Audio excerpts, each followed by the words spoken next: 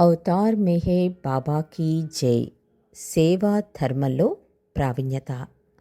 సేవా ధర్మంలో ప్రావీణ్యత గురించి అవతార్ మెహర్ బాబా ఏమన్నారో ఈరోజు మనం తెలుసుకుందాం.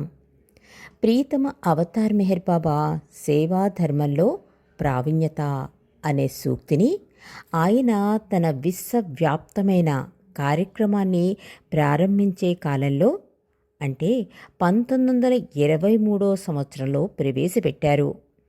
బాబా 1938 సంవత్సరంలో ఈ సూక్తిని తన భావి సమాధి కట్టడం మీద చెక్కించారు.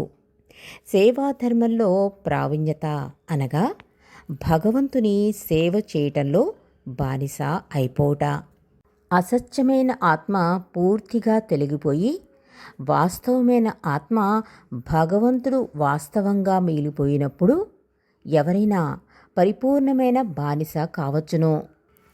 మాయలోని ప్రతి బిందువు ఒకటి కాదు, రెండు అనగా మూలమైన సముద్రం వంటి వాస్తవమైన ఆత్మకు పరిమితమైన అసత్యపు ఆత్మ చేర్చబడింది. ఈ అసత్యమైన ఆత్మను తొలగిస్తే గాని ఎవరైనా వాస్తవమైన ఆత్మను అనుభవించలేరు. అన్ని కాలాల్లోనూ సమస్త సృష్టికి అవతారుడుగా ప్రియతమ మెహర్ బాబా బాధ్యుడు. తన సృష్టికి సేవ చేయటంలో ఒక బానిస యొక్క పాత్రను ఎల్లప్పుడూ పోషించడానికి ఆ బాధ్యత ఆయనను బలవంత పెడుతుంది. ఆ విధంగా ఆయన పరిపూర్ణుడైన బానిస, పరిపూర్ణుడైన యజమాని కూడాను. ఒక అవతారుడుగా ఆయన వాస్తవం. ఆయనలో అసత్య ఆత్మకు తావులేదు. ప్రతి వస్తువులోనూ ప్రతి వ్యక్తిలోనూ కట్టుబడి ఉండడానికి తనకు తానే అనుమతించుకుంటాడు. ఎందుకంటే పరిపూర్ణుడైన బానిసైతేనే ప్రతి వానిలోనూ ప్రతి వస్తువులోనూ ఉన్న అసత్యపు ఆత్మను తొలగించగలుగుతాడు. అందువలనే ఈ యుగంలో ఆయన పిల్లలకు, బీదవారికి, గుడ్డివారికి, కుష్ఠరోగులకి, ముసలివారికి, వికలాంగులకు, నిస్సహాయులకు, అణగదొక్కబడిన వారికి, నీచులకు, భాగ్యవంతులకు, మధ్యతరగతి వారికి, మస్తులకు, ఇలా ఇలా ఒకరేమిటి అందరికీ సేవ చేయటం మనం చూస్తూ ఉంటాం. బాబా వీరందరికీ కాళ్ళు కడిగి, తుడిచి, మొక్కి, డబ్బు రూపంలో కానీ బట్టల రూపంలో కానీ దేవ దక్షిణ అంటే ప్రసాదం ఇస్తూ ఉంటారు. ఈ విధంగా సేవ చేస్తూ ఆయన బీదవారిని భాగ్యవంతులుగా చేయటం కానీ, గుడ్డివారికి దృష్టి వచ్చేటట్టు చేయడం కానీ, కుష్ఠువారికి వారి కుళ్ళిపోయిన అవయవాలను బాగు చేయడం కానీ జరగలేదు. ఇటువంటి బాహ్యమైన భౌతికమైన లాభాలు కలగజేయడానికి బదులు అవతార్ మెహర్ బాబా ఇచ్చే దేవ దక్షిణను పొందే ప్రతివారు క్రమక్రమంగా తమ అసత్యపు ఆత్మను తుడిచివేయగలుగుతారు. సరాసరి దైవత్వాన్ని పొందే మార్గం వారికి ఏ అడ్డంకులు లేకుండా లభ్యమవుతుంది. అన్ని కానుకల కంటే ఇది ఒక గొప్ప కానుక. మెహర్ బాబా చేసినట్లు మనం చేయలేం. ఎందుకంటే ఆయన పరిపూర్ణమైన సేవకుని పాత్రను పోషిస్తున్న పరిపూర్ణమైన భగవంతుడు గనక. అనగా చైతన్యవంతుడైన భగవంతుడు మెహర్ బాబా. మెహర్ బాబా ప్రతి వారిలో ఉన్న చైతన్యరహితమైన భగవంతునికి సేవ చేసే పరిపూర్ణుడైన సేవకుడు అవుతున్నారు.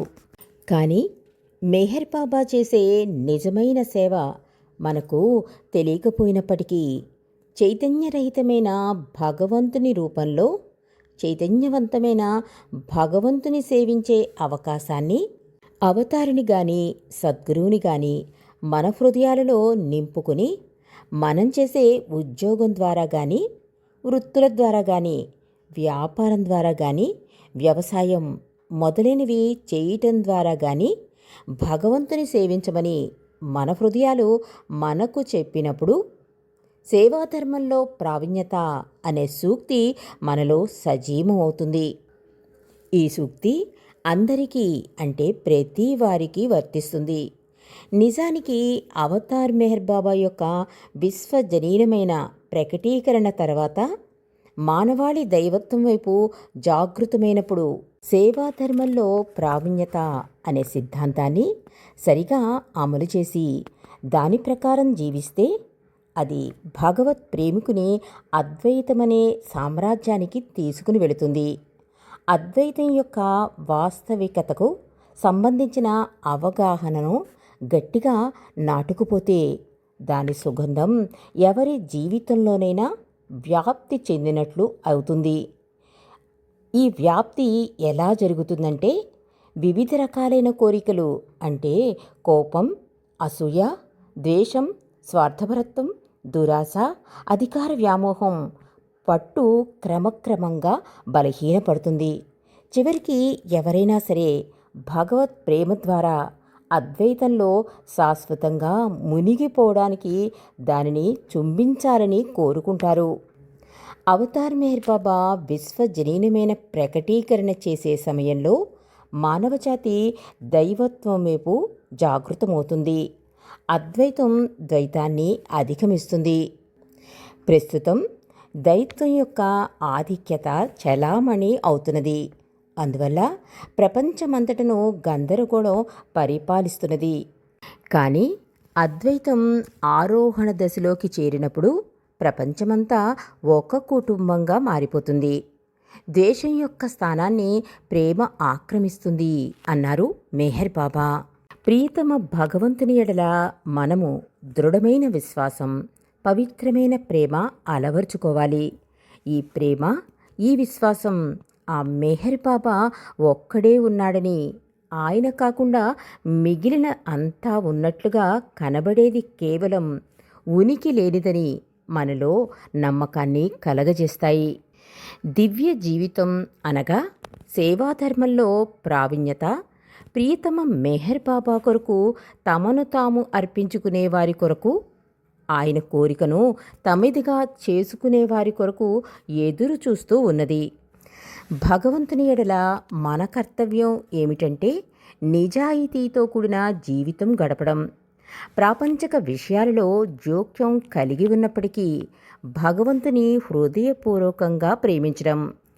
సద్గురువైన హాఫీజు ఇట్లా అన్నాడు: అదృష్టవంతులైన బానిసకు తగినట్లు గురువు యొక్క ప్రతి ఆజ్ఞను ఎందుకు, ఏమిటి అనే ప్రశ్నలు వేయకుండా నెరవేర్చు అన్నాడు హఫీజు మహాకవి.